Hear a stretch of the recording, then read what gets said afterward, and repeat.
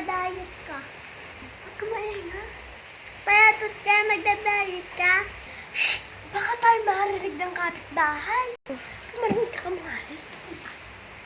Sasabihin ko ba sa kapitbahay? Kapitbahay!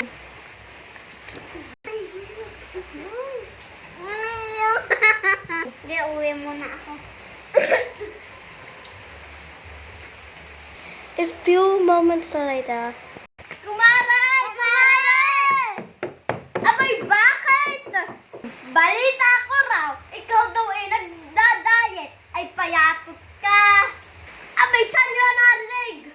Balis na kayo, balis kayo. Saan kaya nila nalaman yun?